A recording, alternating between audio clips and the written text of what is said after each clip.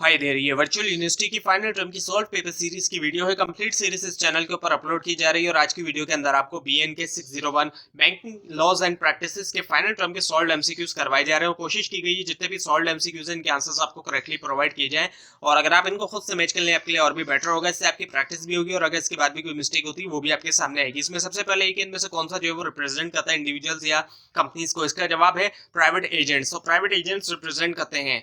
उसके बाद ये इनमें से कौन सा ऑप्शन जो वो रेफर किया जाता है, अभी आपको एक कोटेशन दी जा रही है कि एक बिजनेस जिसके अंदर एक शख्स जो है वो पार्टिसिपेट करता है अपने पैसे के साथ और दूसरा शख्स पार्टिसिपेट करता है अपने एफर्ट्स के साथ या स्किल्स के साथ, ये इन दोनों के साथ, और इसके अंदर शामिल है unit trust and mutual fund. So ऐसा क्या ये बिजनेस क्या कहलाया जाता है, ये है मुडारबा।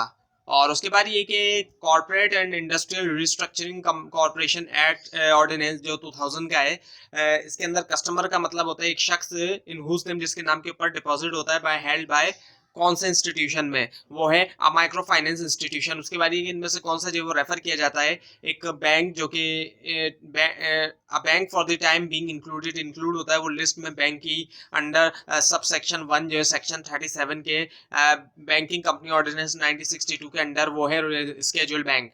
उसके बाद ये कि जो लेटर ऑफ क्रेडिट है इनमें से कौन सा पेबल है soon as it is presented होता है वो पेमेंट के लिए, वो है साइड ड्राफ्ट। उसके बाद ये कि सेक्शन 4 के मुताबिक state bank of Pakistan act 1956, इनमें से कौन सा जो है वो ओरिजिनल कैपिटल होना चाहिए बैंक का, वो है 30 मिलियन रुपीस। उसके बाद ये कि इनमें से कौन सा जो है वो has defined the banker as any person on a bona fide banking business in the United Kingdom is a banker, वो है फाइनेंस एक्ट 1915। उसके बाद ये कि इनमें से कौन सा जो है वो लीगल मॉर्गेज भी कहलाता है, वो है रजिस्टर्ड मॉर्गेज। उसके बाद ये कि इनमें से कौन सी कंडीशन जो है वो makes the purpose of trust unlawful, जो पर्पस है ट्रस्ट को वो अनलॉफुल बनाती है, वो है if it is forbidden by law, ये भी है, इफ इट इज फ्रॉडलेंट ये भी है, और if it involve or employ injury to the person or property of another. So all of the given इसका आंसर है। उसके बाद ये स्टेट बैंक एक्ट 1956 के मुताबिक मेंबर रेफर किया जाता है इनमें से किस ऑप्शन को, वो है member of the local board. और फिर हमारे पास इनमें से कौन सी जो है वो रिक्वायरमेंट है, रिक्वायरमेंट से कस्टमर बनने की, वो एक ही कस्टमर जो है वो should be of age of the majority की एज का होना चाहिए और साउंड माइंड होना चाहिए and should not be debate under any law. All of the given option इसका आंसर है। उसके बाद ये कि इनमें से कौन सा जो है वो रेफर किया जाता है, यहाँ पे भी आपको एक कोटेशन दी गई कि एक person employ to do act for another person, एक पर्सन को एक शख्स एम्प्लॉय किया जाता है ताकि वो एक्ट करे दूसरे शख्स के लिए या फिर रिप्रेजेंट करे दूसरे पर्सन को। जब डील किया जाए थर्ड पार्टी से, वो क्या होता है, वो एजेंट होता है, एजेंट को अपॉइंट किया जाता है। उसके बाद ये कि सेक्शन 17 जो है बैंकिंग कंपनी ऑर्डिनेंस 1962 का, उसके मुताबिक बैंकिंग कंपनी जो है वो क्रिएट नहीं कर सकती charge on which of the following, वो है अनपेड कैपिटल। उसके बाद ये इनमें से कौन सा जो है वो रेफर किया जाता है, अब ये कोटेशन दी गई है, रूल्स जो कि रेगुलेट करते हैं कंडक्ट जो इंडिविजुअल्स बिजनेसेस और अदर ऑर्गेनाइजेशन के विद इन दी सोसाइटी, वो क्या है, लॉ। इसका जवाब है लॉ। उसके बाद इनमें से कौन सा जो है वो रेफर किया जाता है, एक और कोटेशन दी गई है आपके सामने कि एक फाइनेंशियल मार्केट जिसके अंदर new issues of security, new issue होता है सिक्योरिटी का, जैसे कि बॉन्ड्स या स्टॉक्स है सोल्ड की जाती है इनिशियल बायर्स को, ये है प्राइमरी मार्केट। उसके बाद ये कि इनमें से कौन सी पार्टीज इंगेज होती हैं लेटर ऑफ क्रेडिट में, वो है तमाम की तमाम जितनी भी दी गई यानी कि एडवाइजिंग बैंक्स हैं, कंफर्मिंग बैंक्स हैं, नेगोशिएटिंग बैंक्स हैं। उसके बाद ये कि सेक्शन 4 जो है state bank of Pakistan act 1956 का, इसके मुताबिक इनमें से कौन सा जो है वो ओरिजिनल कैपिटल होना चाहिए बैंक का, वो है 30 मिलियन रुपीज। उसके बाद इनमें से कौन सी जो है वो टर्म्ड है साइंस ऑफ सिविल लॉ की, वो है जूरिस्प्रूडेंस। उसके बाद ये इनमें से कौन सा स्टेटमेंट जो है वो ट्रू है लॉ के लिए। सो इसके अंदर ऑल ऑफ द गिवन जितने भी ऑप्शन दिए गए यानी कि it is to redress wrongs भी है, इंश्योर्स पब्लिक ऑर्डर भी है और it is to maintain rights भी है। उसके बाद ये इनमें से कौन सी फाइनेंशियल मार्केट्स के अंदर बायर और सेलर एग्री होते हैं कि ट्रेड करें सर्टेन क्वांटिटी जो है कमोडिटी की एक स्पेसिफिक प्राइस के लिए एक स्पेसिफिक डेट जो है वो फ्यूचर के लिए, वो है फ्यूचर मार्केट।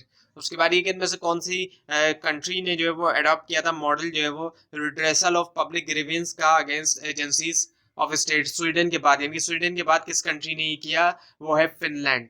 उसके बाद ये कि इनमें से कौन से ईयर के अंदर यूरोपियन यूनियन ने स्टैब्लिश किया फर्स्ट यूरोपियन ओम्बड्समैन, वो है 1995 के अंदर। उसके बाद ये कि इनमें से कौन से ईयर के अंदर वफाकी मोहतसिब जो है वो स्टैब्लिश हुआ, वो है 1983। उसके बाद ये कि इनमें से कौन से ईयर के अंदर एक ओम्बड्समैन जो है वो फर्स्ट स्टैब्लिश हुआ, वो है 1809।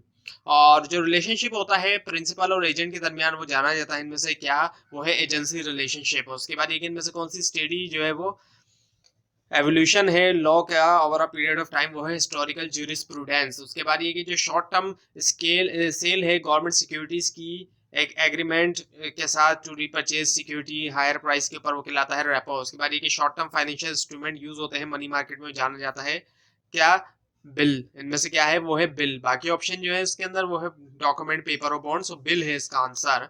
उसके बाद ये which of the following refer to, अब ये कोटेशन दी गई कि एक obligation and exist to the ownership of property and arising out of a confidence repose and in and accepted by the owners, accepted होती है ओनर से और declared and accepted by him for the benefit of another और of another and the owner is the person, और owner person होता है जो repossess करता है, डिक्लेयर करता है कॉन्फिडेंस, तो ये है ट्रस्ट। उसके बाद ये कि state bank of Pakistan act 1956 के मुताबिक सेंट्रल बोर्ड जो रेफर किया जाता है इनमें से किस ऑप्शन को, वो है central board of directors of the bank. उसके बाद एक इनमें से कौन सा रेफर किया जाता है, US dollar deposited in the foreign bank.